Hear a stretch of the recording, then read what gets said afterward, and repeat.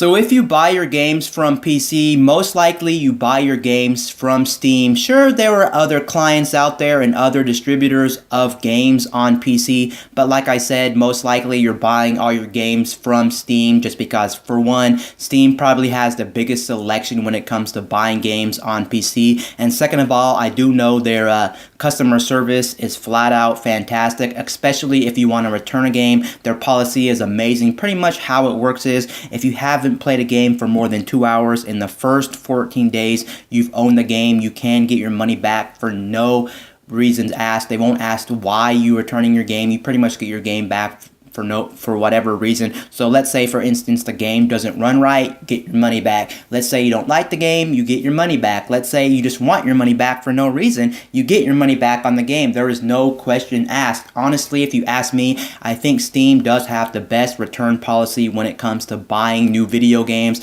and that is something I don't think a lot of other devs are doing, or a lot of other companies on PC are doing on their clients and on their distributing sites on PC, which kind of makes them a place to go and kind of entices people to go to Steam. Steam's really where you want to go when you buy games on PC, and that's pretty much been the case for a long time, but now it looks that may be changing in the near future. You may remember late last year in 2018, you may remember Epic Games decided to jump on the PC bandwagon, and they decided to open up their own client on PC, or their own store called the Epic Game Store. And now the Epic Game Store is trying to be the #1 place to go to when it comes to distributing games on PC, or the sales of PC games. There's actually two things they're trying to do to entice consumers and developers to jump on board with the Epic Game Store. One, for the consumer, they're actually giving away free games on the Epic Game Store, and some of these games aren't actually mediocre. They're not like shovelware or small indie games or games from like 10 years ago. They're actually very good games.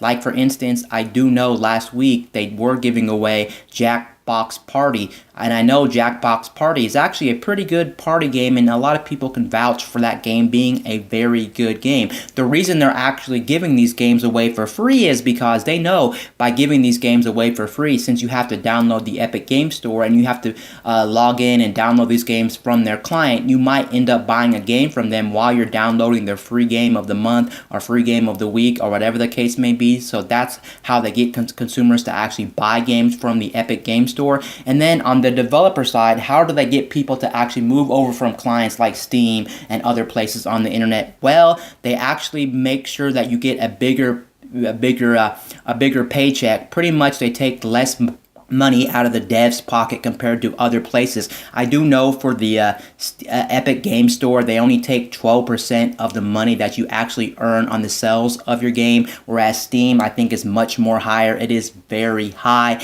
Actually, the 12% that Epic Games is actually doing on their store to entice devs to move over is actually quite working, because now there's actually 2 games that are going to be exclusive to the Epic Game Store, and we're not talking about a small indie game or some shovelware or something like really nobody notices. It's something actually very big when it comes to PC gaming. First off, Ubisoft's next game is going to be on the Epic Game Store. It's actually The Division 2, and we know The Division is actually a pretty big game, so having The Division 2 on the Epic Game Store is actually going to be a big blow to Steam, because now they won't be getting those sales that they would have been getting if The Division 2 was on Steam. Now it's on Epic Games. And then the next one that's going to be coming out, I think February 15th, right around the corner, is actually going to be Metroid Exodus. Metroid Exodus is also going to be exclusive to the Epic Game Store. So you can see that 12%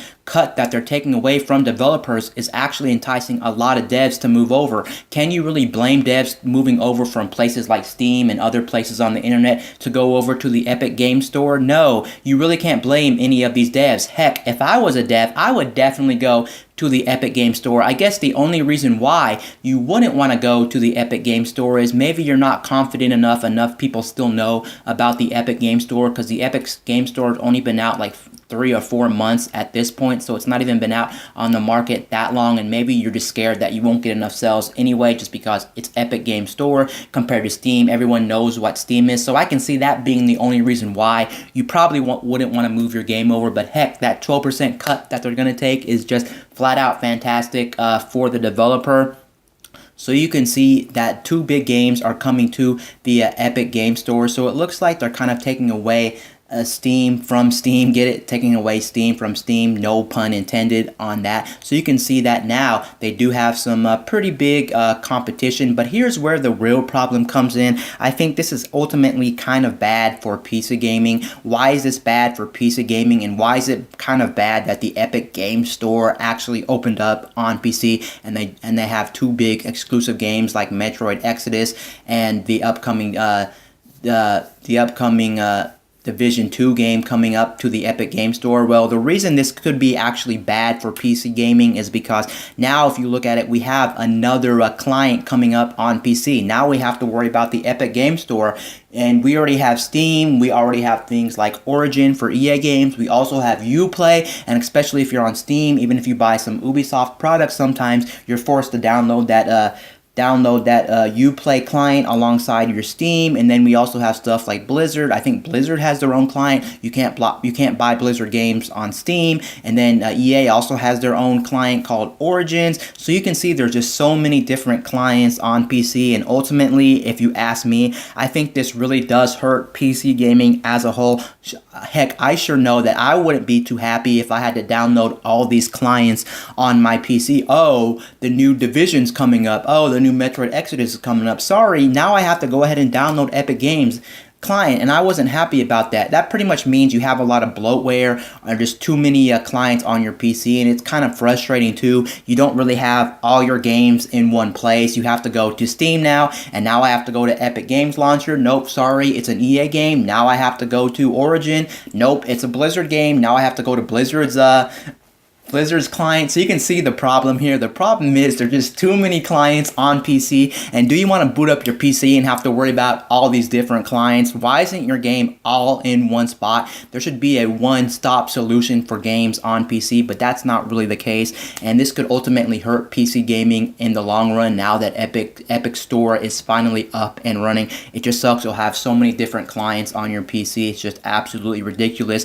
If you look at it from a console aspect, console gamers actually have it quite easy when you talk about consoles like the PlayStation, the Xbox, the Nintendo console, because they don't have to worry about downloading all these different clients to their PC. They pretty much just have all their games in one place and not have to worry about this. Could this actually take effect next generation? Who knows what could take effect next generation? We can be buying next generation hardware and then have to download all these different applications on our hardware to play all these different games, but most likely that's not going to be the case. But I just wanted to talk about this because I think this is actually a big deal, and this could be a very bad sign for PC gaming, and this could actually turn a lot of people off to PC gaming since they have to download all these different clients and all these different programs for PC. That could get very confusing and could get very frustrating, since every time you want to play these different games you have to open up all these different clients, and it could be annoying as hell.